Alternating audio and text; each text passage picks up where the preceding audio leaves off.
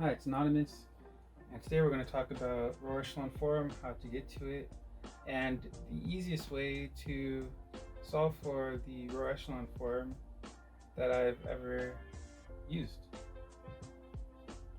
So say we have the following system: x minus 2y plus 3z equals 9, negative x plus 3y equals negative 4, and 2x minus 5y plus 5z equals 17. This is a 5.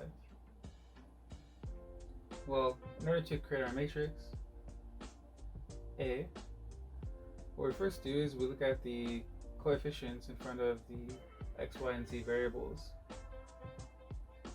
So we have 1 in front of x, negative 2 in front of y, 3 in front of z. And we're going to create an augmented matrix, so we're going to add the other side of the equality 9. Once again, we have negative 1 for x in the second row, 3 for y, 0 for z, negative 4. Then we have 2 for x, 5 for y, 5 for z, and 17, 1, 7. So this is our matrix. What we're trying to do here is get to the row echelon form.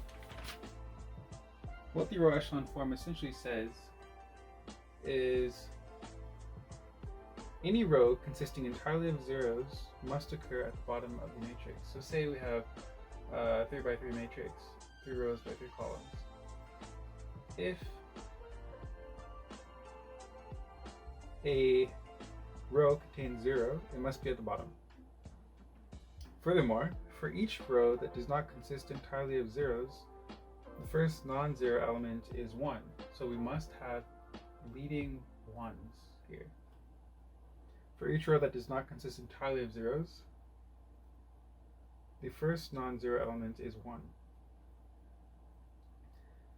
What's our third rule? For 2 successive non-zero rows, the leading one in the higher row appears farther to the left than the leading one of the lower row. So this is an example of row echelon form. Any row consisting entirely of zeros occurs at the bottom of the matrix. Each row that does not consist entirely of zeros, the first non-zero element is 1, as you can see here. First non-zero element is 1. And for 2 successive non-zero rows, the leading one in the higher row appears farther to the left than the leading one in the lower rows.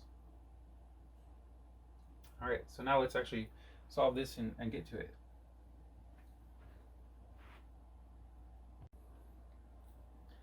Here's our matrix A that we formed just a moment ago.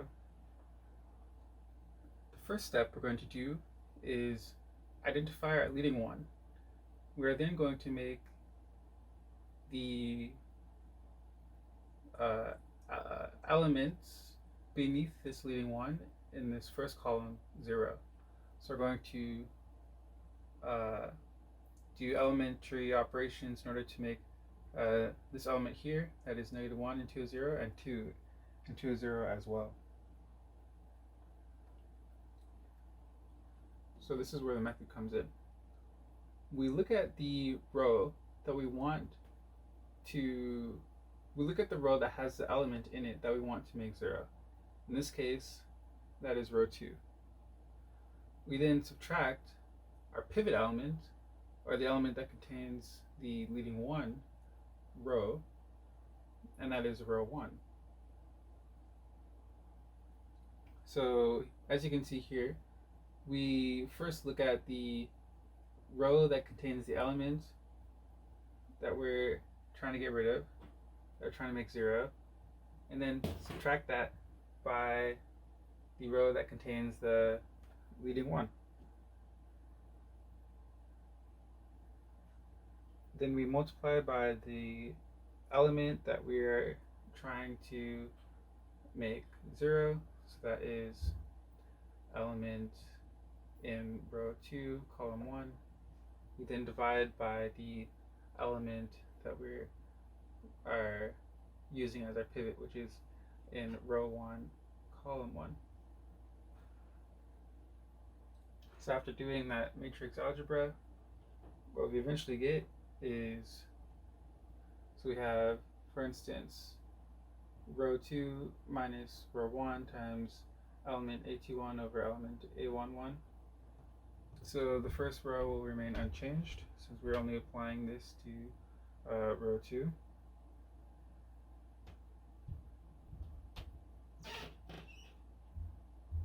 However, this second row will change. So let's see what we have. So looking just purely at this -1 here, we would have -1 minus 1 times -1 divided by 1. So that is equal to -1 minus 1 times -1. Two negatives multiplied by each other make a positive, so therefore we'd end up with -1 plus 1, which is equal to 0, which is exactly what we want. So that is good. It's a good sign. The rest of the elements will be 1, 3, and 5. Since this is only applied to row 2, the bottom elements will remain the same. Alright, so that's good. Now we have to do the same for row 3. And by the way, when I'm writing this, I'm really saying row 2 is, our new row 2 is equal to this, right? So now we look at our new row 3. So we have R3 minus R1, because we're trying to make this element here a 0, so that element is contained in row 3. Pivot element is still this 1 in row 1. We then divide by the element that we're trying to make 0, which is the element in row 3, column 1, divided by our pivot, which is in row 1, column 1. After doing that, here's what we get. Top row remains the same since we did not perform any elementary row operations on it. Same for the second row. However, bottom row is now containing 0 as we expect.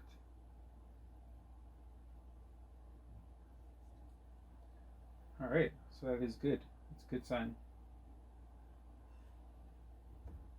Now we have to make a, actually we already have a leading one that was produced in our elementary row operation, so that worked out.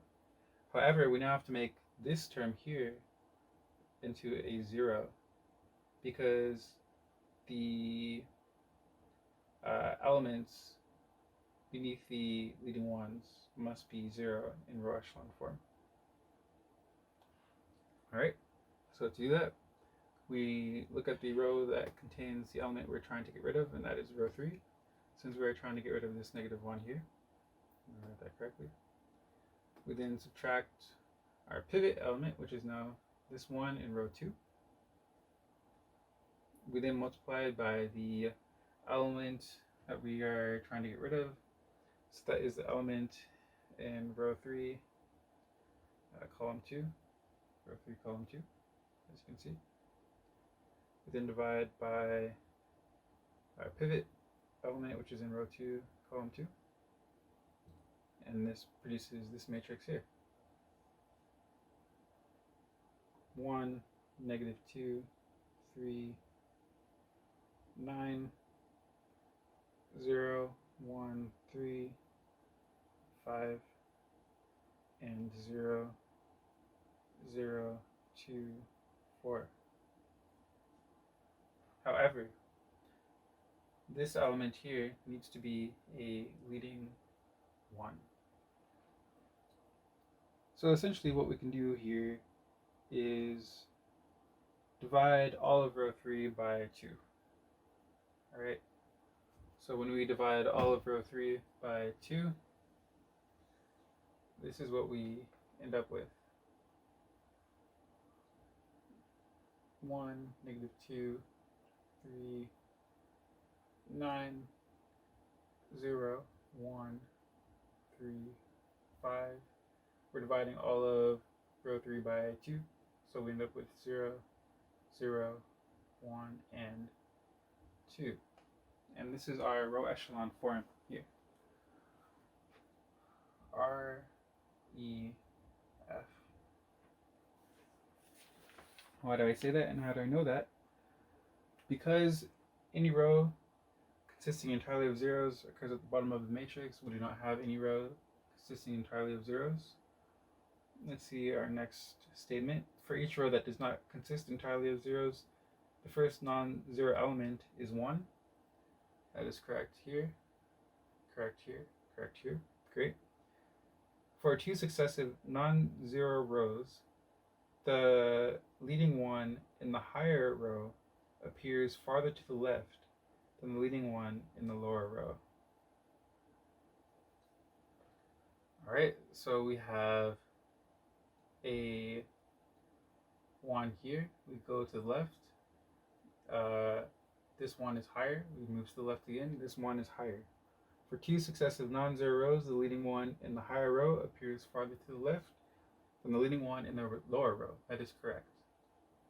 All right, so we now have gotten to row echelon form, and we can solve for x, y, and z via back substitution.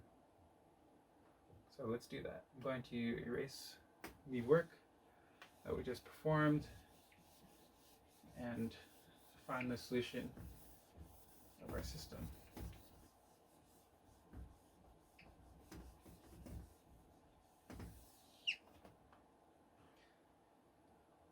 So what this says here is we have x minus 2y plus 3z equal to 9, y plus 3z equal to 5, and z equal to 2. Alright, we know z is equal to 2. That's great. We can then say, okay, well, y is equal to 5 minus 3z. Therefore, y is equal to 5 minus 3 times 2. Y equals 5 minus 6. Therefore, y equals -1. We know z equals 2 and y equals -1, so we can solve for x here, because we know that x is equal to 9 plus 2y minus 3z. Therefore, x is equal to 9. Let's see, 2 times -1 is -2. 3 times 2 is 6. However, we have a minus here, so that would be -6. Therefore, x is equal to 9 minus 2 minus 6. That is 9 minus 8. X is equal to 9 minus 8. X is equal to 1. Therefore, looking at our solution, we have x, y, and z. And this is equal to 1, -1, and 2. So we're able to go from our system of equations to row echelon form via an augmented matrix to get our final solution of x, y, and z, which is 1, -1, and 2.